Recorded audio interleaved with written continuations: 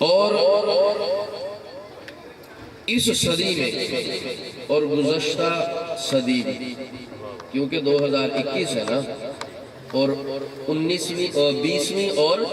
21ویں دونوں صدیاں جس عظیم شخصیت کو اللہ نے نصیب فرمائی اس کا نام شیخ الاسلام ڈاکٹر محمد طاہر القادری ہے۔ 2 صدیاں، 20ویں بھی اور 21ویں بھی۔ اللہ تعالیٰ نے قرآن مجید فرقان حمید میں ارشاد فرمایا کہ کیا حل کیا یستوی الذین یعلمون، وہ لوگ جو اہل علم ہیں، جاننے والے ہیں، اور والذین لا یعلمون، اور وہ لوگ جو نہیں جانتے، کیا وہ برابر ہو سکتے ہیں؟ انداز استفہامیہ ہے لیکن مراد نفی کی ہے، اور بتانا یہ مقصود ہے کہ جن کے سینوں کے اندر علم قرآن اور علم حدیث انڈیل دیا جائے، علم قرآن اور علم حدیث انڈیل دیا جائے، وہ لوگ کبھی بھی دنیا کے اندر دوسرے لوگوں کے برابر نہیں ہو سکتے۔ حضرت سیدنا امیر معاویہ رضی اللہ تعالیٰ عنہ کی وہ حدیث راوی ہے نا، جو ہم نے ہدایہ شریف کے فرنٹ پہ جو ہے وہ حدیث پرنٹ کی ہوئی ہوتی ہے کہ رب العالمین جس شخصیت کے لیے بھلائی کا ارادہ فرماتا ہے اس کو دین کی سمجھ بوجھ عطا فرماتا ہے۔ مجھے یہ بتائیں کہ ترجمہ القرآن کرنے والا شخص، تفسیر القرآن کرنے والا شخص، احادیث کا ذخیرہ اکٹھا کرنے والا شخص، قرآنی انسائیکلوپیڈیا لکھنے والا شخص، دین کی خدمت، عشق مصطفیٰ کی شمع ان لوگوں کے سینوں کے اندر جلانے والا شخص، ابھی بھی کوئی بھلائی والی بات رہ گئی ہے؟ اللہ اکبر، وہ صحیح۔ اب دیکھیں لوگ باتیں کرتے ہیں، میں نے حدیث جان بوجھ کے یہ اس شخصیت کی بیان کی ہے کہ لوگ کہتے ہیں شاید ان سے ان کو محبت نہیں ہے، اس لیے میں نے کہا کہ ہم حدیث بھی وہی پڑھیں گے تاکہ سارے اعتراض بھی رفع ہو جائے کہ حضرت امیر معاویہ فرماتے ہیں کہ اللہ جس کے لیے بھلائی کا ارادہ فرماتا ہے اس کو دین میں سمجھ بوجھ عطا فرما دیتا ہے۔ تو عزیزان گرامی قدر، آج کے اس دور کے اندر، آج کے اس دور میں اگر میں کامل سے اکمل کی طرف سیغہ لے کے جاؤں تو بجا نہیں ہوگا، کامل سے اکمل کی طرف، کہ اگر اللہ نے کسی شخص کو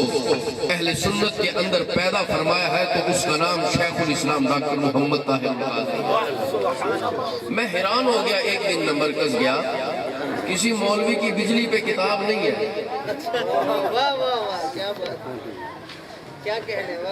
کہاں پہ ہوگی؟ کیا کہاں زور آزمائی ہوگی؟ کہاں پہ ہوگی؟ عشق مصطفیٰ پہ، یا دلائل ہوں گے، یا 11ویں شریف ہوگی، یا ختم ہوگا، یا رفع یدین ہوگی، یا فاتحہ خلف الامام ہوگی، یہی چیزیں ہوں گی نا۔ لیکن کیا کمال کا اللہ نے حافظہ اور علم عطا فرمایا ہے کہ جس میدان میں بھی گھوڑا دوڑاتے ہیں کمال کر دیتے ہیں کہ جیسے وزارت پانی و بجلی بھی یہی ہے۔ اللہ اکبر۔ وہ جب میں نے علامہ صاحب بھی ساتھ ہی تھے، اصول حدیث پہ دورہ اصول حدیث کروایا تھا حضرت علامہ شیخ الاسلام زیدہ مجدہ نے، تو یقین جانے دورہ حدیث تو کیا ہوا تھا پہلے بھی جامعہ نعیمیہ سے، وہاں پہ اصول حدیث کی کتابیں بھی پڑھی تھی، لیکن جو حضرت گرا کھولتے جا رہے تھے اور یوں محسوس ہو رہا تھا، اسی وقت میں نے وہ کتاب بھی دیکھی تھی، وہ جو میں بجلی والی کہہ رہا ہوں، کہ یار وہاں پہ تو یوں محسوس ہو رہا تھا کہ وزارت بجلی ان کی ہے، لیکن اب یوں محسوس ہو رہا ہے کہ علامہ ابن حاجب بھی نہیں کی ہے۔ کیا بات ہے، یہ بات علماء کو سمجھ آئے گی، کیونکہ علامہ ابن حاجب کو نہیں جانتے ہیں نا، کہ جنہوں نے اصول حدیث پہ خدمت کی ہے، یوں محسوس ہو رہا تھا کہ جیسے جتنی بھی اصول حدیث کی کتاب پڑھی ہے وہ دوسرے قدیم مصنفین کی نہیں بلکہ ہم شیخ الاسلام کی پڑھ کے آئے ہیں۔ اللہ نے ایسا ملکہ عطا فرمایا۔ یہ تو بھی میں نے دو سے تین باتیں کی ہیں ان کے متعلق، 2 سے 3 باتیں۔ اگر قانون کی طرف آئے، قانون کی طرف، ویسے تو ہم نے اصول شاشی پڑھی تھی نا، اور نور الانوار پڑھی تھی اسلامک لا کے حوالے سے، حلال حرام جائز مکروہ اس کے حوالے سے۔ اگر اس سے تھوڑا سا بڑھ کے آگے جائیں برٹش لا کی طرف تو یقین جانے مجھے لگتا ہے کہ چیف جسٹس بھی بس پھر انہی کے لیے بس اور کسی کے لیے ہو ہی نہیں۔ تو اللہ تعالیٰ، میں یہیں پہ کیونکہ مجھے ٹائم میرا کمپلیٹ ہو چکا ہے، مجھے اس چیز کا احساس ہے، رب العالمین ان کا سایہ تا دیر ہمارے سروں پہ قائم دائم فرمائے، کیونکہ ہم جیسے نکمے لوگ جو ہیں کچھ خود تو کرتے نہیں، ظاہری سی بات ہے،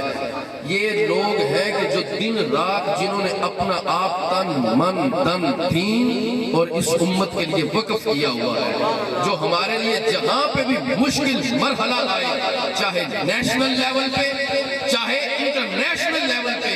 یہ انہی کا کام ہے کہ جو نہ دن دیکھتے ہیں نہ رات دیکھتے ہیں، وہ چاہے کفار کی طرف سے کوئی اعتراضات ہو، چاہے منافقین کی طرف سے اعتراضات ہو، چاہے اقتصادی امور ہو، چاہے دفاعی امور ہو، یہ انہی کا خاصہ ہے جو اللہ نے انہیں عطا فرما دیا ہے کہ ہر پلیٹ فارم پہ جو ہے یہ ببانگِ طحل اپنی آواز کو بلند کرتے ہیں۔ اللہ تعالیٰ ان کا سایہ تا دیر ہمارے سروں پہ قائم فرمائے۔ وما توفیقی الا باللہ۔